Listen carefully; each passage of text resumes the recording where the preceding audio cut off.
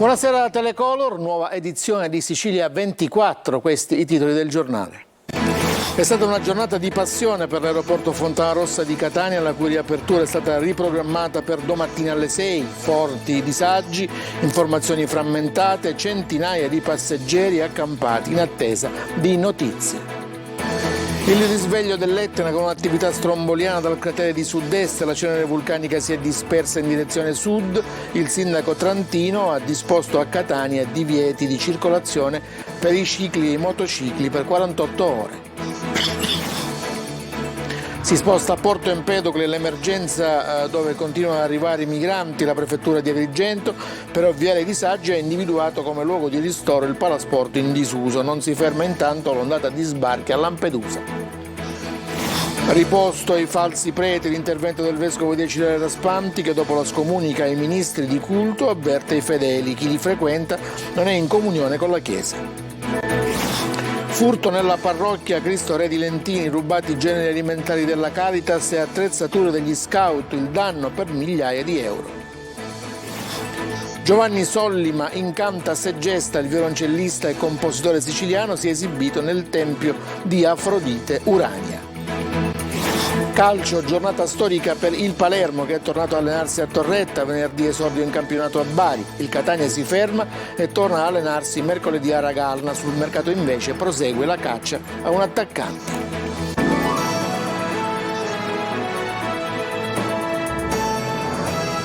Ancora buonasera da Telecolor, c'è una notizia dell'ultima ora perché c'è un nuovo rinvio della riapertura dell'aeroporto domani alle 6, oggi infatti è stata una giornata campale, chiuso stamattina all'alba in seguito alla caduta di cenere vulcanica. Per i viaggiatori è stata una giornata di passione, ci sono stati forti disagi, informazioni frammentate, centinaia di passeggeri accampati nel pomeriggio in attesa di notizie. Lunghissima la fila per quanto riguarda i taxi per chi ritorna in città sperando di ripartire domani. Ce ne parla Simona Mazzone. Il risveglio dell'Etna che con la sua cenere ha coperto parte del territorio e un'altra scure che si abbatte sull'estate siciliana già vessata da troppi guai. L'aeroporto Fontanarossa, prima piegato dal rogo che lo ha messo KO per settimane, adesso invaso dalla terra vulcanica, ha dovuto dirottare i voli sin dal mattino a Comiso o Trapani per consentire le operazioni di ripristino della pista, la cui conclusione è stata rinviata dalla SAC alle 6 del 15 agosto, Etna permettendo.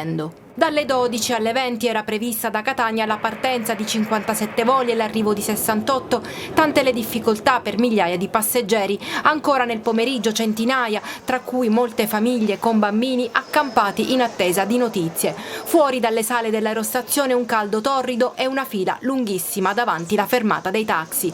Molti, tra cui un numero impressionante di stranieri, sono diretti in città nella speranza di poter partire prima possibile.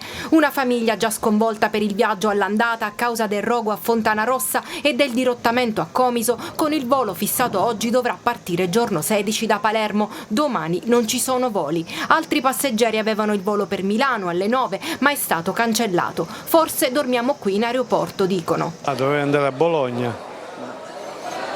Purtroppo ci hanno inviato tutto. Adesso partiamo domani da Palermo. Non sono mancate polemiche sulla pagina Facebook dell'aeroporto e lamentele da parte dei passeggeri. Italia Rimborsi spiega che è previsto il rimborso delle spese extra sostenute dal viaggiatore. Questo passeggero, diretto a Ginevra, ha rinunciato alla riprotezione del volo, chiederà il rimborso. È stato tutto annullato e per il momento non abbiamo più informazione. Dunque adesso meglio che me la vedo da me, acquisto un altro volo da un altro aeroporto di Sicilia per rientrare e poi vedremo per il rimborso. Tra le spese sostenute per cui chiedere rimborso anche quelle dei mezzi di trasporto come i taxi, ma occorre conservare tutte le ricevute e gli scontrini. Per il taxi è difficile. Stasera dobbiamo fermarci a Catania perché non ci sono più voli. E gli effetti della caduta della cenere vulcanica sono stati causati da un improvviso risveglio del vulcano Etna di ieri pomeriggio intorno alle 18:30 con un'attività stromboliana dal cratere di sud-est e fontane di lava visibili decine di chilometri di distanza. Nel corso della notte l'eruzione ha prodotto una nube vulcanica che si è dispersa in direzione sud con una ricaduta di cenere che ha colpito soprattutto la città di Catania. Il sindaco trentino, tramite ordinanza, ha disposto per 48 ore il divieto temporaneo di circolazione di mezzi a due ruote, cicli, motocicli e la percorrenza degli automezzi sino alla velocità massima di 30 km/h in tutte le strade del territorio comunale.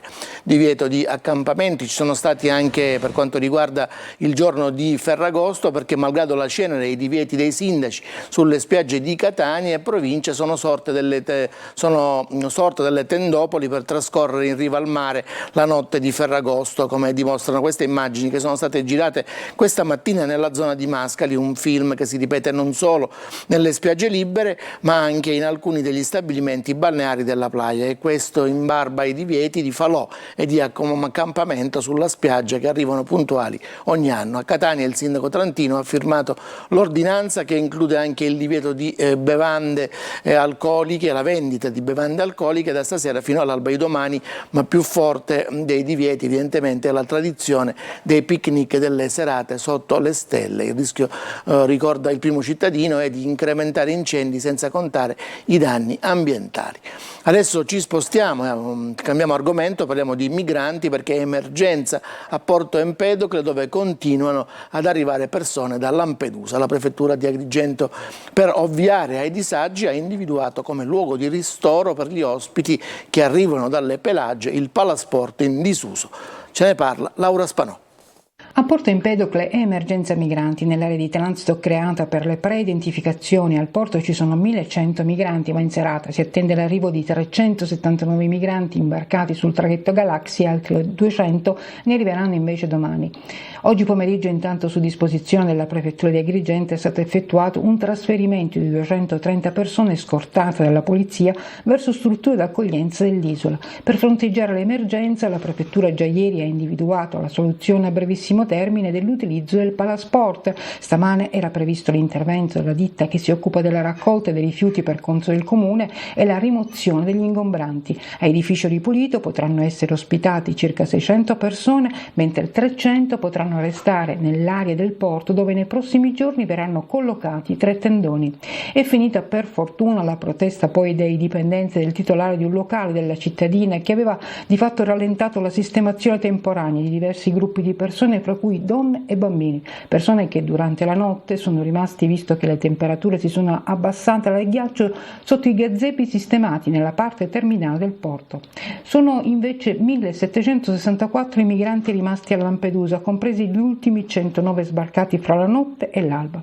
Il sindaco di Lampedusa, Filippo Manino, torna a chiedere che l'isola funga da base di transito e che vi sia una nave umanitaria dedicata ai trasferimenti per fare la spola fra Lampedusa e Porto Empedocle, ma la nave dice tarda ad arrivare. Manino chiede certezze per quanto riguarda poi il costo di smaltimento dei rifiuti, per la questione dei barchini che rimangono abbandonati in alto mare o sulle coste che deturpano il territorio. Il governo e l'Europa, dice Manino, dovrebbero affrontare il problema dell'immigrazione non in maniera emergenziale ma strutturale.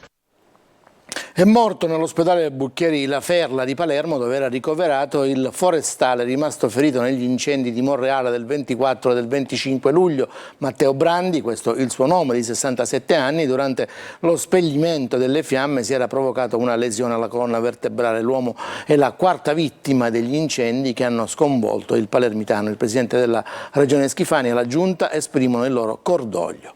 Adesso cambiamo ancora argomento, parliamo di preti, perché c'è una situazione particolare a riposto con i falsi preti. Abbiamo sentito il vescovo di Acireale Raspanti che dopo la scomunica ad alcuni ministri di culto illegittimi mette in guardia anche i fedeli. Ce ne parla Marco Carli. Da alcuni anni in realtà ci sono movimenti di diverse persone che fanno riferimento a diverse, chiese, perché si autodefiniscono così. E già in passato abbiamo fatto un documento simile in cui abbiamo cercato di mettere in guardia i fedeli.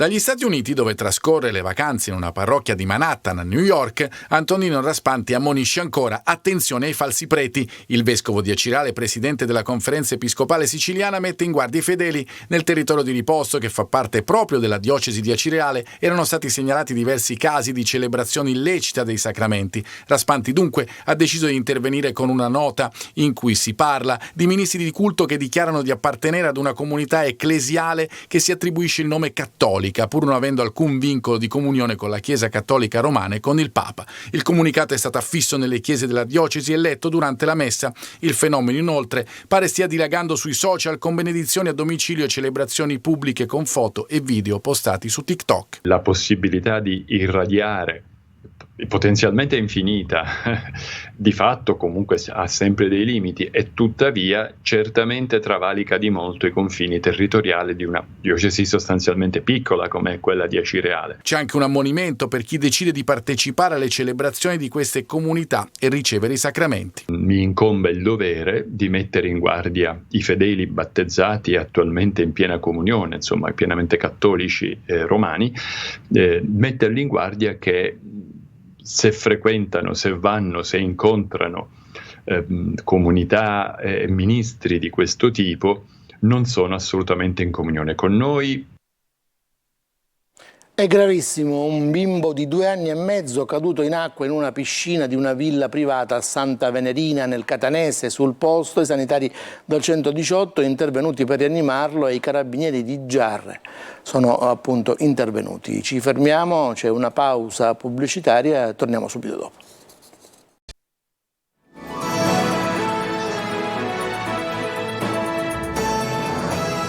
Seconda parte del telegiornale. I carabinieri di Fiumefreddo di Sicilia hanno arrestato un piromane di 70 anni di Mascari e denunciato un 53enne di Linguaglossa. Gli uomini dell'Arma hanno fermato il 70enne trovandogli nei pantaloni un accendino con il quale poco prima aveva dato fuoco alle erbacce secche. Secondo i militari sarebbe responsabile anche di altri incendi. L'uomo di 53 anni invece è stato immortalato dalle telecamere della videosorveglianza comunale del paese mentre stava appiccando il fuoco in una zona adibita a verde pubblico.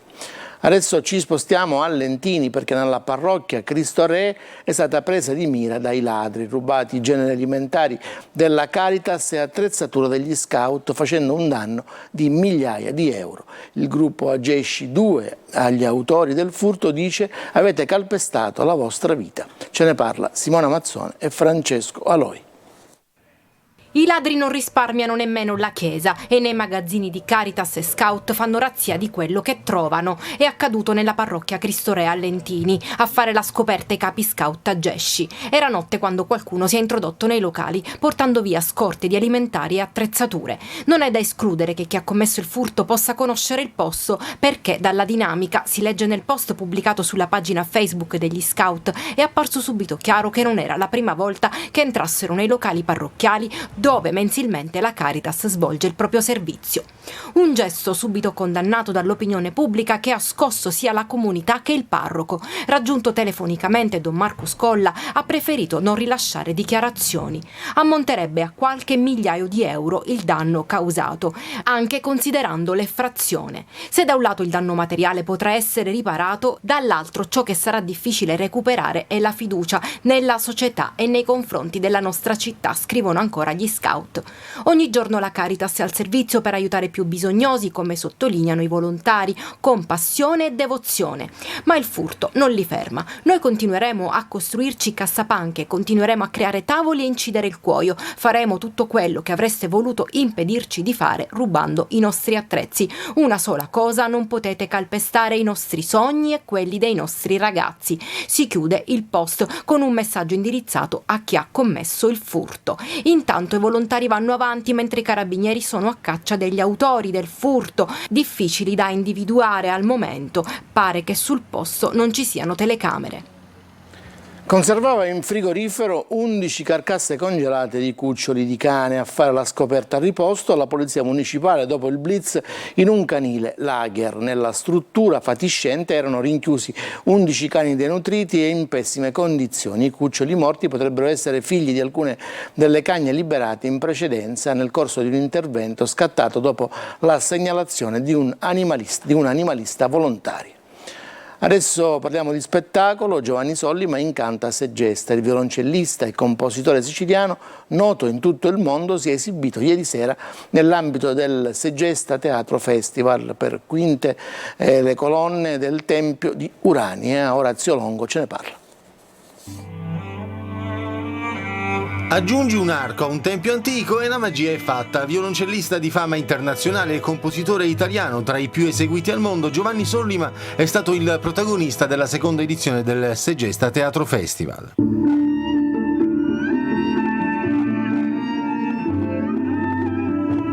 Una rara reunion dell'ensemble elettroacustico fondato durante il periodo newyorkese tra la fine degli anni 90 e il 2000, il cui nome è stato suggerito al musicista dal compositore Philip Glass.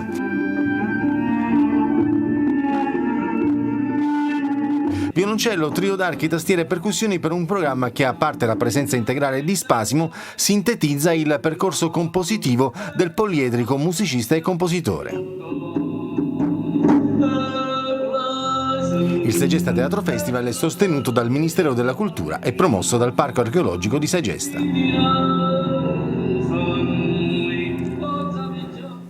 Ci fermiamo ancora per la pubblicità, torniamo con il calcio.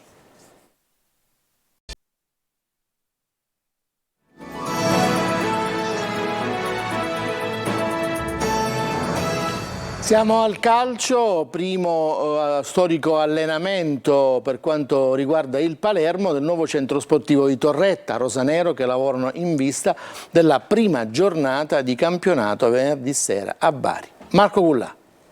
Per il Palermo oggi è un giorno storico. Ha infatti aperto il nuovo centro sportivo a Torretta e i rosanero, alla vigilia di Ferragosto, hanno svolto il primo allenamento. La struttura prende il nome di Palermo Football Club City Football Academy. La squadra ha sostenuto il primo storico allenamento nella nuova struttura, che è ancora in una fase provvisoria. I 2 campi in erba, la clubhouse per i pasti con la nuova cucina e una struttura temporanea completamente attrezzata con palestra e spogliatoi. Primo giorno di allenamento nella settimana che porterà alla sfida di Bari in campionato. In programma venerdì sera al San Nicola. Il ritorno al 4-3-3 è stato ben assorbito dalla squadra, che ha messo in campo le idee di gioco maturate in ritiro. Eugenio Corini da questo punto di vista può essere soddisfatto. I rosa seguono l'allenatore e credono nei suoi concetti. Mercato: sfumano Prati e Morutan. Il primo andrà al Cagliari di Ranieri, il secondo invece tornerà al Pisa, ma il DS Rinaudo sta comunque lavorando sul piano B, che dovrebbe essere Rivas della Regina. Sulla fascia sinistra l'idea adesso è quella di arrivare a Corrado della Ternana. Resta aperta anche la pista che porta a Di Chiara della Regina. Capitolo Serie C, i giocatori del Catania sfruttano alcuni giorni di riposo, ritorneranno ad allenarsi mercoledì a Ragalna. Sul mercato invece prosegue la corsa della dirigenza per acquistare l'attaccante che manca. Marco Carli. Ore di relax per i calciatori del Catania che, dopo l'allenamento congiunto con il Paternò terminato 0-0, hanno chiuso il ritiro di Zafferana. Tabiani fino ad ora ha diretto 32 sedute. Mercoledì pomeriggio al Carone di Ragalna la ripresa della preparazione, in attesa di avere disponibili il Massimino e il Cibalino e in vista della prima di campionato contro il Crotone proprio nello stadio di casa. Se la squadra si rilassa per queste festività, continua incessante il lavoro della dirigenza, con il DS Laneri in testa che sul mercato deve centrare gli ultimi colpi. Pur trattandosi di allenamento dopo un lavoro di preparazione certamente pesante, lo 0-0 con il Paternò ha ribadito ulteriormente quello che è noto da tempo a tifosi e dirigenza: l'attaccante con un numero importante di gol potenziale in campionato è fondamentale. I nomi accostati sono tanti, dal potenziale ritorno di Fiamma per Caturano a Di Carmine fino a Galabinov, ma altri se ne potrebbero aggiungere. L'idea, come è noto, è un giocatore con qualità che possa essere utile anche in futuro per la cadetteria, ma per completare l'organico e renderlo in assoluto competitivo per i primi posti, oltre all'attaccante è necessario l'altro difensore centrale con Liotti, che potrebbe fare al caso, ma qualcosa ancora per dare alternative di valore, ruoli importanti a centrocampo ad esempio potrà arrivare. Insomma, il lavoro non manca di certo e il periodo che seguirà il Ferragosto diventerà decisivo e coinciderà anche con il lancio della campagna abbonamenti. Già è finito, grazie per l'attenzione a tutti, buona serata.